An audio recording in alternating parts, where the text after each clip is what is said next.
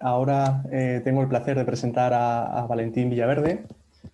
Valentín es catedrático de la Universidad de Valencia, del área de prehistoria. Uno de los campos en los que se centra su investigación ha sido el arte prehistórico, tanto mueble como parietal, y en el ámbito del arte parietal paleolítico ha estudiado y dado a conocer los hallazgos producidos en la cova del Meravelles, Abrigo de los Morenos y en los yacimientos de cronología épic-madaleniense de la zona de Castellón. Y en relación con el arte mueble paleolítico, pues se ha encargado del estudio de la ya conocida colección de Parpalló. Quería agradecer la colaboración que nos ha prestado Valentín para la organización de este encuentro y su excelente predisposición a ayudar en todo en cuanto hemos necesitado. Su comunicación tratará las novedades producidas en el arte rupestre en la región mediterránea de la zona ibérica y más en particular en la zona septentrional y central, a partir de las investigaciones de 1998. Muchas gracias, Valentín. Inicio entonces ya la parte que me corresponde. Naturalmente, lo primero es agradecer a la organización y sobre todo a las dos personas que habéis estado un poco ordenando la posibilidad de la reunión, que me hayáis invitado y me parece una satisfacción poder hoy compartir estas horas con colegas y amigos a los que hace tiempo ya que no vemos por culpa de estas circunstancias especiales en las que estamos. El miedo que tenía yo ayer, claro, lo pregunté por las posibilidades de compartir pantalla, porque hay veces que te piden, sobre todo en los Macs, te suelen dar guerra con estas cosas. Bien, como he dicho, agradezco la invitación y voy a pasar de manera ya rápida a entrar en el tema que me habéis indicado. Está claro aunque el título es un título general que habla de todo el ámbito mediterráneo, yo me voy a centrar, primero por cortesía con relación al siguiente ponente, ¿no?, dentro de la sesión de la mañana, al doctor Sanchidrián, pero yo me voy a centrar en la parte del norte y centro peninsular, incluyendo en este caso Murcia y Albacete, que sería un poco el recorrido que yo voy a intentar trazar. Y la idea mía general es, más que entrar en un detalle de exposición de lo que serían los principales conjuntos, pues también entrar a uno de los problemas que me han preocupado en los últimos tiempos e intentar un poco ver con una perspectiva incluso a veces suprarregional la problemática que tiene la secuencia mediterránea. Bien, el punto de partida en esta primera diapositiva es el año 98, el año 98 en el que se crea el Comité de Patrimonio Mundial, la inscripción del arte rupestre mediterráneo en la lista, y lo toma como fecha porque es indicativo para ver un poco los progresos que se han producido en estas zonas, en Cataluña, Valencia, Murcia y Albacete, con relación al resto del ámbito peninsular, sobre todo al Mediterráneo, ¿no? Es decir, el punto de partida en el año 98 es bastante reducido, son dos conjuntos en Cataluña, dos conjuntos en Valencia, Covafosca y Covarrinos, y cuatro conjuntos en Murcia y uno en Albacete. No ha habido variaciones desde esa fecha a la actualidad en Murcia y en Albacete con relación a los yacimientos documentados. Ha habido un incremento en el último año, el año pasado, a finales, en Cataluña, con un yacimiento que todavía no está publicado, estará en curso de estudio, la Cova de la Fontmayor, que hace presagiar pues, un conjunto relativamente interesante e importante en esta zona, donde había muy poca documentación, y en el ámbito valenciano pues hemos pasado de 4 a 15 conjuntos, que significa un incremento en términos globales de un 60%, casi un 61% de la documentación disponible, y que contrasta abiertamente con los datos, por ejemplo, y se comparan con el sur peninsular. El número de yacimientos conocidos en el año 98 era mucho mayor, era 21. El incremento experimentado desde esa fecha ha sido más reducido, aunque, sin embargo, en términos globales pues sigue habiendo mayor información en esta zona sur que no en las zonas que yo estoy tratando ahora en el ámbito central y septentrional mediterráneo.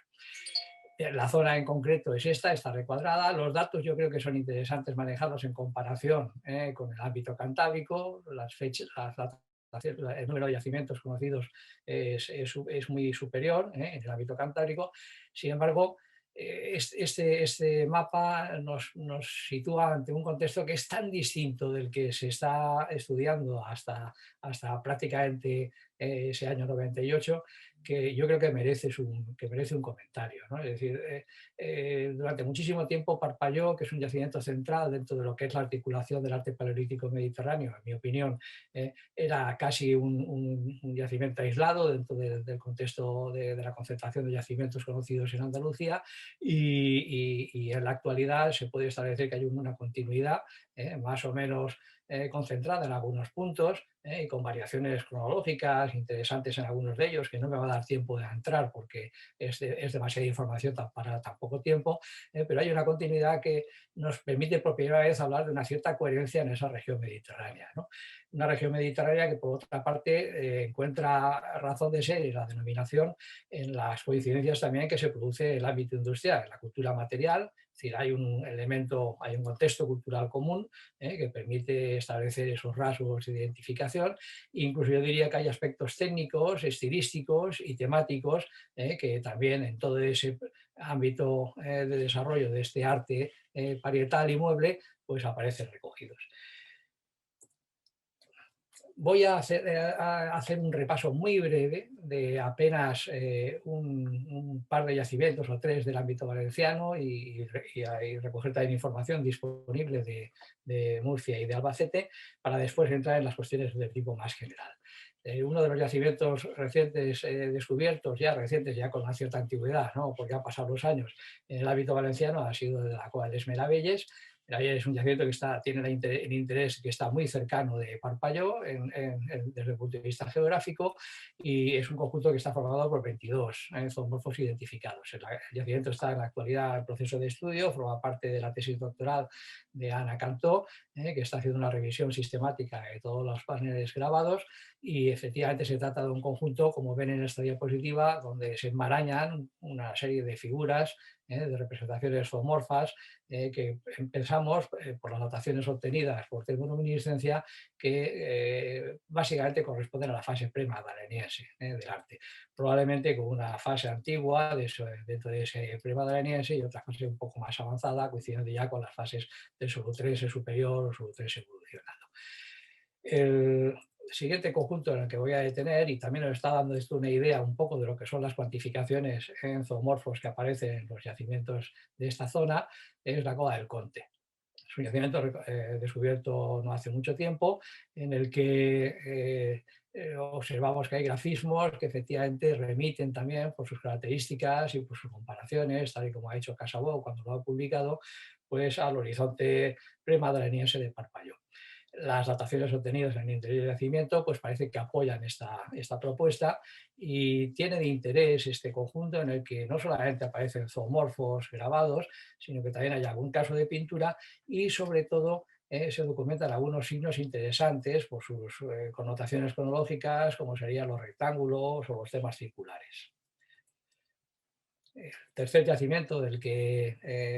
voy a referirme rápidamente, ya lo están viendo en este casi un pase de diapositivas de lo que sería la documentación gráfica, es el de Cova Fosca. Bueno, Fosca es el de los primeros yacimientos que se descubre en el ámbito valenciano, conjunto también de 17 zoomorfos, muy interesante por su adscripción al madaleniense desde el punto de vista estilístico, donde nos encontramos con también grabados profundos en este caso, pero sujetos a unas normas estilísticas de representación bastante distintas de los dos que hemos visto anteriormente. Y finalmente, ya saliéndonos del ámbito valenciano y entrando en el mundo de Murcia, la concentración de yacimientos que aparece en la zona de Cieza, con estos 4 conjuntos documentados ya en fechas relativamente también antiguas, dentro de este proceso de descubrimiento de arte parietal en el ámbito mediterráneo. Nos encontramos tanto en el mundo antiguo premadaleniense como en el caso de la Cueva de las Cabras, como pueden ver ahí en las representaciones, pues conceptos estilísticos que encuadran mucho mejor con lo que sería el mundo del arte madaleniense. Finalmente, en la Cueva del Niño, este es otro yacimiento también de descubrimiento relativamente temprano, los finales de los 70, nos encontramos con un conjunto rico con 2 paneles fundamentales en el que aparecen hasta 13 representaciones zoomorfas, cuya discusión pues, exigiría también mayor debate, porque tradicionalmente se pensaba que existían dos fases. En algunos trabajos recientes de revisión que eran necesarios para el yacimiento, pues se ha propuesto una cronología más reducida, toda adscrita al arte premadroniense, y sin embargo yo sigo pensando que por las características que tienen algunas representaciones, por el juego de superposiciones y de conservación, y por la temática que aparece asociada también a alguna de esas representaciones, hay un horizonte madreniense definido. Este debate de si madreniense o no madreniense en el ámbito mediterráneo, yo lo voy a retomar después, porque lo que realmente ocurre, y es un poco seguir en la línea de la intervención anterior, es que el proceso de regionalización es muy fuerte en el ámbito mediterráneo durante el madreniense. Y lo que sobre todo caracteriza el estudio de ese arte es que se separa netamente de los códigos gráficos que imperan en esos momentos en el ámbito cantábrico. Y eso lleva a alguna confusión a la hora de poder pensar que es una continuidad de lo que sería el arte premadroniense, pero tiene sus propios matices, tiene sus propias características, aunque resulta, lo reconozco, a veces difícil de interpretar y de valorar. Bien, aunque el Congreso está destinado al arte parietal y el arte parietal de Parpalló reducido, son muy pocas las figuras que existen y después además en realidad pues no, la importancia del yacimiento no vendría de ese arte parietal. Yo creo que el arte mueble es un conjunto extraordinario desde el punto de vista cuantitativo y desde el punto de vista cualitativo, y es imposible, o por lo menos a mí me lo es, poder discutir el ámbito mediterráneo si no es teniendo en cuenta las indicaciones que proporciona la secuencia de Parpalló. He puesto simplemente a título indicativo para que se vea dentro de lo que serían las cuantificaciones a las que me estoy refiriendo, esta diapositiva en la que vemos las cuantificaciones de premadroniense en Parpalló con 226 figuras, el madreniense en Parpalló con 122, y después el conjunto del arte parietal mediterráneo, incluyendo las zonas que estamos tratando ahora, pero también la zona andaluza, con las cuantificaciones correspondientes. Bueno, he marcado en negrita lo que serían los porcentajes que ofrecen mayor variación entre la comparación Parpalló-arte parietal, pero vemos que en líneas generales pues bueno, hay una serie de rasgos comunes y desde luego es muy llamativa la importancia de la cabra en el ámbito de Parpalló, cosa que no ocurre después con tanta fuerza en el arte parietal, el premadroniense, o son interesantes las variaciones que se producen entre uno y otro, pues en el caballo, en la cierva o en el ciervo, en las representaciones en las dos regiones. En las indicaciones que proporciona Parpalló son esenciales, creo yo, para un poco mantener la propuesta actual de síntesis que se está formulando habitualmente en los últimos trabajos de un arte premadroniense y un arte madroniense diferenciado, pero a su vez también nos ayuda a ver cómo en Parpalló el análisis de los datos técnicos, estilísticos y de las especies representadas con sus características y tipo de trazo y perspectiva, pues permiten diferenciar de alguna manera lo que sería el arte premadroniense antiguo del arte premadroniense reciente. Fíjense, por ejemplo, cómo la perspectiva angular recta es determinante, junto con determinadas formas de acabado de las patas, en la configuración de ese arte premadroniense antiguo, como el trazo repetido y el trazo múltiple, junto con la pintura que también está presente en la fase antigua, son esenciales para la determinación de lo que sería ese arte premadroniense reciente, y cómo se separa abiertamente el conjunto del arte madroniense de los dos anteriores. Bien. ¿Qué datos más específicos, más estilísticos nos aporta la secuencia de Parpalló? E incluso los podemos ver en el arte parietal de la propia región central mediterránea. Bien, yo he puesto aquí lo que serían tres formas de acabado de las patas que son muy características en la secuencia de Parpalló y que tienen distribuciones cuantitativas que son claramente significativas de que hay una tremenda unidad entre el arte gravetiense escaso en Parpalló, el arte solutense inferior y el arte del solutense medio antiguo. Fíjese que diferencio el solutense medio antiguo del solutense medio superior. Está claro que es hilar muy fino a partir de una secuencia estratigráfica que tiene una cierta antigüedad, y desde luego es hilar muy fino con relación a las posibilidades que tenemos a partir de las dataciones disponibles en el arte parietal.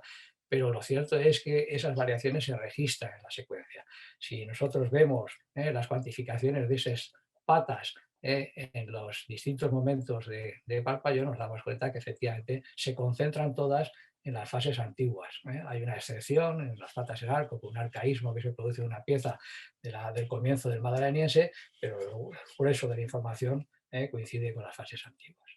Bien, esa unidad, esa similitud, justifica perfectamente que hablemos de una fase pre-madaleniense antigua, en mi opinión. Pero en cualquier caso, la idea de que también había una continuidad entre ese pre-madaleniense antiguo y ese pre-madaleniense reciente se observa también si analizamos mínimamente la distribución de los elementos pintados en la colección de Parpaillot. Hablar de pintura del arte mueble es excepcional. La colección de Parpaillot ofrece esa posibilidad. Hay una tremenda cantidad de elementos pintados, tanto a nivel de signos como a nivel de animales. He de decir que en la actualidad, en un proceso de revisión que estamos haciendo de toda la pintura, las nuevas tecnologías lo permiten, y mejorar los cálculos que hasta ahora manejábamos, están aumentando el número de signos documentados en la secuencia, pero fíjense que sobre todo la pintura tiene importancia en Parpaillot en las fases pre-magdalenienses. Es muy escasa en las fases de Madalenienses avanzado. Es curioso, por otra parte, observar que la mayor parte de esa pintura está presente en un yacimiento y que en el propio contorno geográfico, en los yacimientos más inmediatos, lo que predomina es el grabado, es decir, no hay una equivalente proporcional de la pintura en esos yacimientos. Bien, no, vean por la distribución que gran parte de la pintura se sitúa en la fase incluso más antigua de la secuencia, sobre todo referido a zoomorfos, en la fase más antigua de la secuencia premadaleniense. Una de las cuestiones que me ha llamado la atención siempre, y es, a pesar de que hay una cierta tendencia a considerar que el hábito mediterráneo es excesivamente regional desde el principio,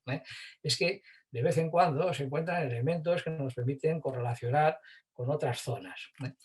Bien, yo he puesto aquí el ejemplo porque además esta diapositiva da un cierto juego a nivel de discusión. Hay una tremenda variabilidad en la forma de representación, por ejemplo, de los uros en las fases antiguas de Parpaillot y de Marevelles, los dos yacimientos parietales que están muy cerca, parietal y mueble. Bien, esas cabezas de uro han sido ya consideradas por algunos autores que tienen correlaciones entre lo que sería la zona del Quercy y las zonas que aparecen, por ejemplo, en el Coa o en Castillo, en el Cantábrico, y que estarían marcando esporádicas relaciones de amplio recorrido geográfico. Bien, en el caso de las representaciones de Uro de Parpaillot, me permito poner esta comparación. Estamos precisamente ahora mismo, la doctora Utrilla y yo, trabajando sobre este tema, y creo que en breve podremos ofrecer algún trabajo conjunto sobre esta valoración. Indicar la similitud que se puede observar con alguna de las figuras, en este caso concreto, una de las figuras datadas de la Cueva del Trucho, que remiten a un contexto gravetiense. Bien, estamos saliéndonos ya, estamos en la Cueva del Trucho, en Huesca, en una zona mucho más septentrional, estamos saliendo de un marco estrecho, reducido de relaciones. Pero si valoráramos otras piezas de la secuencia de Parpaillot y de Meravelles, yo creo que se refuerza esa idea de que hay un arte gravetiense, un arte premadaleniense antiguo que mantiene contactos de una cierta dimensión territorial. En la revisión de las pinturas, esta plaqueta que están viendo ustedes aquí ahora, el calco correspondiente a este caballo, con la pintura en rojo que aborda fundamentalmente la cabeza y cuello, y el resto ya es pintura lineal para el cuerpo, es una pieza fracturada que tiene una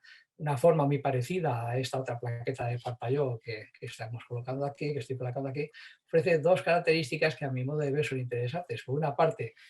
la proyección del cuello por encima de la línea dorsal,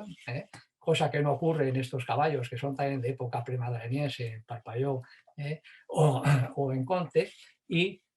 por otra parte ese relleno que aparece en la parte concreta de la figura. Insisto en esto último, fíjense en la zona de Peixmer, en la zona de Combel, los dos conjuntos que están aquí, los dos yacimientos que están aquí recogidos, esa misma convención de relleno que aparece en estas partes de las cabezas, y después por otra parte la misma convención de prolongación, de proyección de cuellos que aparece sobre las líneas del lomo, en los caballos de los yacimientos de esta zona. Esa misma convención la he podido encontrar también, hemos podido encontrar en un trabajo que he realizado conjuntamente también con Ana Cantó en algunas representaciones del Cantábrico. He puesto esta en Altamira, que es significativa, y desde luego la vemos repetida también en esas prolongaciones que aparecen en el Trucho, en estas dos representaciones, en esta de cuello mucho más prolongado, pero aquí también visible. Es decir, estamos ante un fenómeno, un elemento que nos está indicando que de alguna manera una idea común está plasmándose en esas fases antiguas, y la insistencia en el que no solamente se ha producido con los caballos, sino que también se produce con las representaciones de huro, en el caso de Trucho, nos está marcando un eje de vínculo hacia la parte septentrional que es interesante, a mi modo de ver. Otro caso concreto en el que nos permite ver las estrechas relaciones que pueden haber en algún momento dado de la secuencia con otras zonas sería el estudio detenido de los rectángulos en la secuencia de Parpalló. Los rectángulos ascienden a 48 en el yacimiento. Su distribución cronológica la pueden ver perfectamente aquí en esta tabla. Sobre todo el máximo está en el Solutrén superior, pero se distribuyen abiertamente por todo lo que sería la secuencia del Solutrén evolucionado. Prácticamente desaparecen en el madaleniense, tienen poca incidencia. Y encontramos los típicos grabados de trazo múltiple, rectangulares o cuadriláteros, junto con los elementos pintados que también son abundantes y tienen una cierta presencia dentro del yacimiento.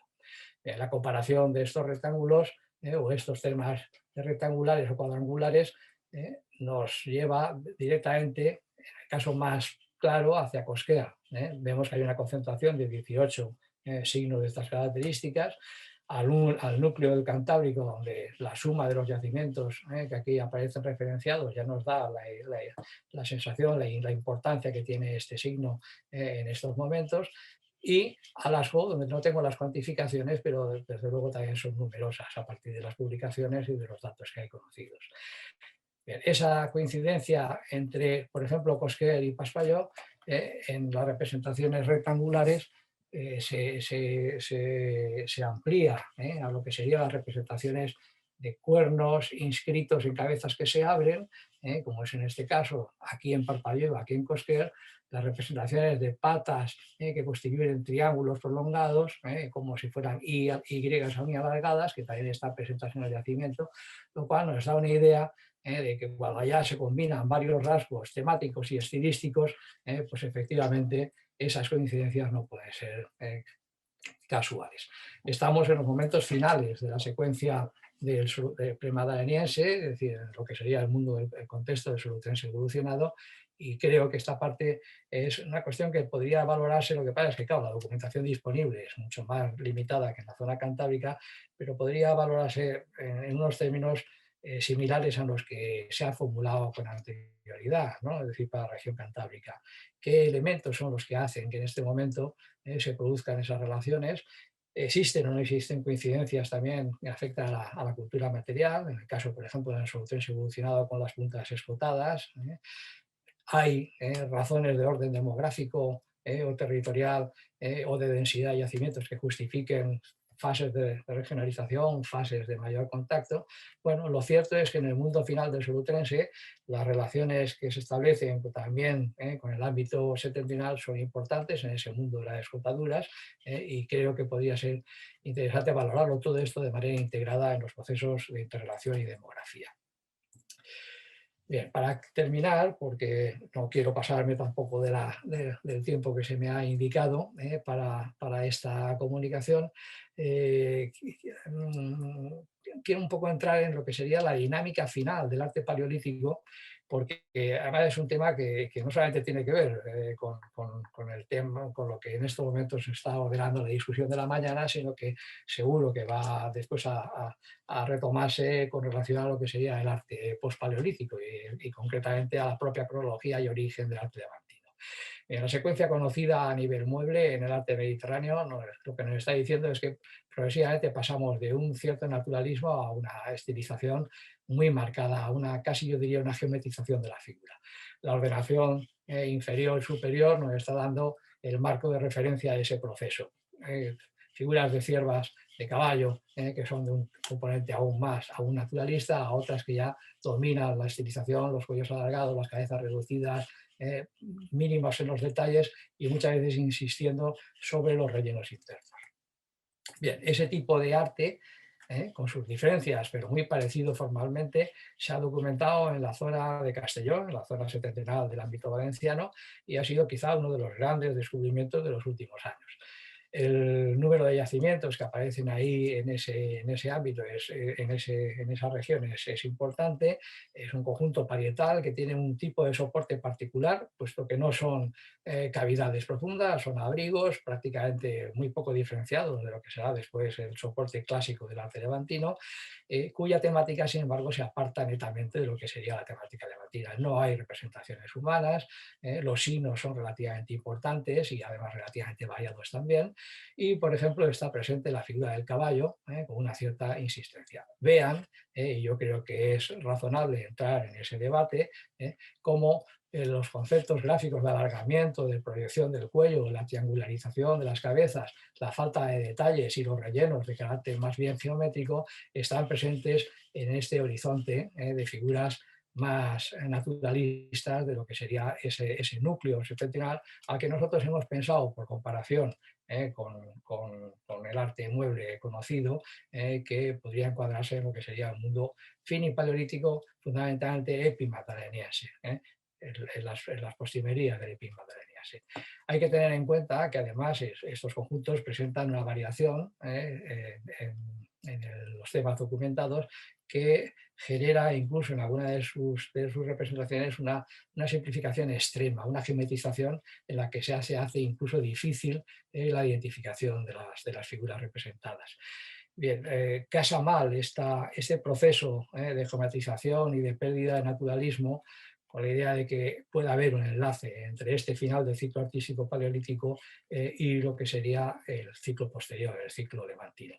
Por otra parte, en los últimos años se están insistiendo, desde puntos muy distintos del ámbito peninsular, en la existencia de un horizonte similar a que algunos autores han optado por denominarlo estilo 5, la vieja acepción que se había utilizado este concepto cuando estaba imperante la secuencia propuesta por Leroy Gourand, pero en el que observamos que es un fenómeno que va más allá del ámbito del norte de Castellón, que se extiende por la península y que incluso encuentra, y a ello ya me he referido en algunos trabajos y tampoco creo que sea oportuno ahora extenderme sobre ello, encuentra también paralelos importantes en algunos yacimientos franceses y sobre todo también en Italia. Con lo cual estamos ante un fenómeno curioso de final de ciclo que mantiene unas características desde luego, generales en un sentido muy amplio de la palabra y mucho más regionalizadas si entramos ya en profundidad en lo que sería su caracterización. En fin, con eso, no sé si, porque con el comienzo retrasado, no sé si me estoy ajustando ahora o no, yo creo que sí, intenté ir acelerado para no perder el ritmo de la exposición, pues agradezco mucho su atención y doy por terminada la presentación.